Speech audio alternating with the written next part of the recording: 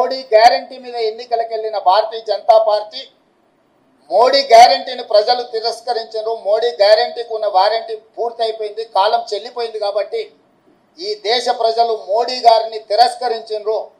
తక్షణమే నరేంద్ర మోడీ గారు ప్రధానమంత్రి పదవికి రాజీనామా చేసి మళ్ళీ ప్రధానమంత్రి పదవి చేపట్టకూడదు.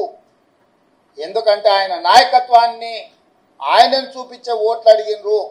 ప్రజలు ఆయన నాయకత్వాన్ని, ఆయన గ్యారంటీని తిరస్కరించారు. కాబట్టి 140 కోట్ల ప్రజల యొక్క తిరస్కారానికి లోనైన నరేంద్ర మోడీ ప్రధానమంత్రి పదవి చేపట్టకూడదు.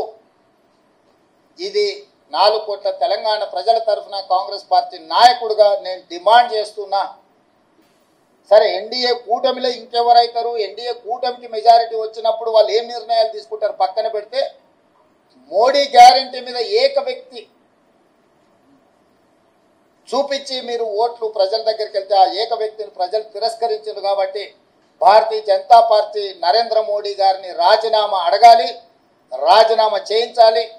నరేంద్ర మోడీ గారు హుందాగా, విలువలు కలిగిన రాజకీయ నాయకుడిగా, సమాజానికి ఆదర్శంగా నిలబడే వ్యక్తిగా ప్రధానమంత్రిగా రాజీనామా చేసి హుందాగా వారు తప్పుకుంటే వారికి గౌరవం ఉంటుంది. లేదు, నేను ఇట్లనే ప్రధానమంత్రికి కొనసాగుతా, 3వసారి ప్రమాణ స్వీకారం చేస్తా, కుట్రల కుతంత్రాలకు నేను తెరలేపుతానని నరేంద్ర మోడీ గారు అంటే వారు చెబుతున్న విలువలతో కూడుకున్న రాజకీయాలు చెప్పడానికి తప్ప పాటించడానికి లేదు అని చెప్పి ఈ దేశ ప్రజలు నరేంద్ర మోడీ గారిని తిరస్కరించబోతున్నారు. కాబట్టి భారతీయ జనతా పార్టీ ఇప్పటికైనా ఏక వ్యక్తి అదేవిధంగా అప్రజాస్వామికంగా వ్యవహరించే తీరును మానుకోవాలి. ప్రజలిచ్చిన తీర్పును భారతీయ జనతా పార్టీ గౌరవించాలి అని చెప్పి కాంగ్రెస్ పార్టీ డిమాండ్ చేస్తుంది. కాంగ్రెస్ పార్టీ 17 స్థానాలలో పోటీ చేసింది, 16 కాదు.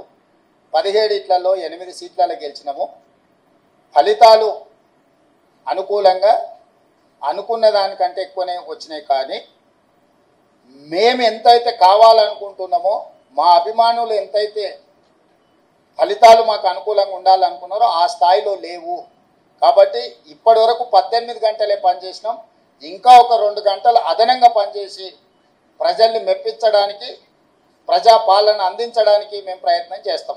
మల్కాజ్గిరిలో సిట్టింగ్ స్థానము ఓడిపోయినాము. అదేవిధంగా అదే మల్కాజ్గిరిలో ఉన్న కంటోన్మెంట్ శాసనసభను ఈరోజు లేని సీటును మేము గెలుచుకోవడం జరిగింది. ఇవన్నీ కూడా ప్రజా తీర్పులో భాగము. ప్రజలు ఏ తీర్పు ఇచ్చినా శిరస వహించవలసిన బాధ్యత మా మీద ఉన్నది.